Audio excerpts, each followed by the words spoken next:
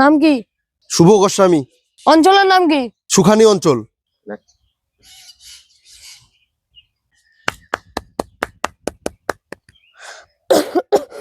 কি শুরু করছেন আপনি?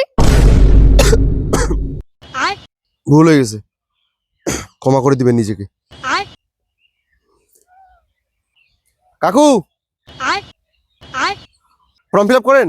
হ্যাঁ, কি ফর্ম ফিল আপ করবা? মাধ্যমিক পাস ছাত্রদের 1,500 টাকা করে দিচ্ছে না, ওই ফর্মটা। ও হ্যাঁ। কত টাকা নাও কাকু ফর্ম ফিল আপ করতে? 20 টাকা। ওইদিকে 10 টাকা নিচ্ছে, আপনি 20 টাকা, 10 টাকা বেশি।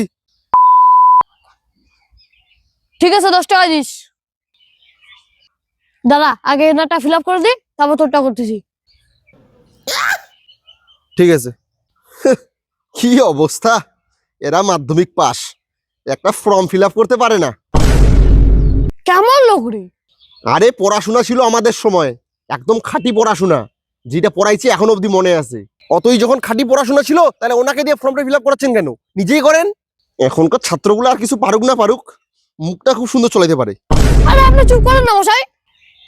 অশিক্ষিত। এ কাকু, মুখ সামলে কথা বলুন।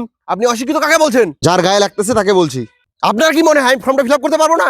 উফ, আরে আমি যদি নিজেই ফর্মটা ফিল আপ করি, তাহলে গরিব মানুষের সংসার কিভাবে চলবে একবার ভাবছেন? সব সময় নিজের লাভের কথা চিন্তা করলে হবে? স্বার্থপর মানুষ, অত বড় বড় কথা বলে লাভ নাই। ফর্মটা ফিল আপ করে দেখা, তাহলে মানবো। আরে ও অশিক্ষিত, এই তার কাটা মানুষগুলো কোথা থেকে যে আসে, সব পাকাগুলা। এই যে আপনার ফর্মটা হয়েছে। হ্যাঁ দেন। কত টাকা দিব? 30 টাকা দেন। আপনি তো 20 টাকা বলছেন, 10 টাকা পারলো কেন? ওই ছেলেটা 10 টাকা শুদ্ধ, ওকে কেন ভাগালেন আপনি? আরে ও অশিক্ষিত জন্য আমার কাছে আপনি টাকা নিচ্ছেন। দিবেন না জুতা খুলে মারবো। দিচ্ছি দিচ্ছি।